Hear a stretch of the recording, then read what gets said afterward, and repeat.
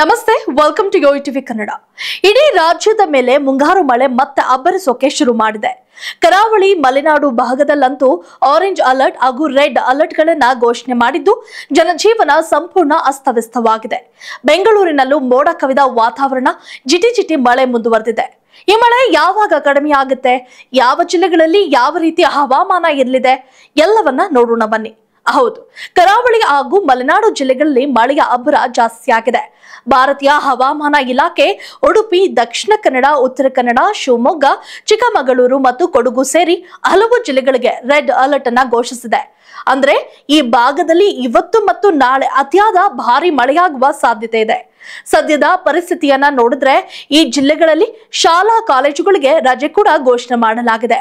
ಈ ಕಡೆ ಯಾರಾದ್ರೂ ಪ್ರಯಾಣ ಮಾಡ್ತಾ ಇದ್ರೆ ತುಂಬಾನೇ ಹುಷಾರಾಗಿರೋದು ಒಳ್ಳೆಯದು. ಇದರ ಜೊತೆಗೆ ಕರಾವಳಿ ಮಾತ್ರವಲ್ಲದೆ ಉತ್ತರ ಒಳನಾಡು ಮತ್ತು ದಕ್ಷಿಣ ಒಳನಾಡಿನ ಕೆಲ ಜಿಲ್ಲೆಗಳಿಗೂ ಕೂಡ ವರುಣನ ಆರ್ಭಟ ತಟ್ಟಿದೆ. ಬೆಳಗಾವಿ, ಬೀದರ್, ಹಾವೇರಿ ಜಿಲ್ಲೆಗಳಲ್ಲಿ ಆರೆಂಜ್ ಅಲರ್ಟ್ ಘೋಷಿಸಲಾಗಿದ್ದು, ಉಳಿದ ಕೆಲವು ಜಿಲ್ಲೆಗಳಾದ ರಾಯಚೂರು, ಕಲಬುರಗಿ, ವಿಜಯಪುರ, ಹಾಸನ, ಮಂಡ್ಯ, ಮೈಸೂರು ಸೇರಿ ಹಲವು ಜಿಲ್ಲೆಗಳಲ್ಲಿ ಯೆಲ್ಲೋ ಅಲರ್ಟ್ ಇದೆ. ಅಂದ್ರೆ ಈ ಭಾಗಗಳಲ್ಲಿ ಸಾಧಾರಣದಿಂದ ಭಾರಿ ಮಳೆಯಾಗೋ ಸಾಧ್ಯತೆ ಇದೆ. ಸದ್ಯಕ್ಕೆ ಬೆಂಗಳೂರು ಮಂದಿ ಮಾತ್ರ ನಿಟ್ಟುಸಿರು ಬಿಡಬಹುದು.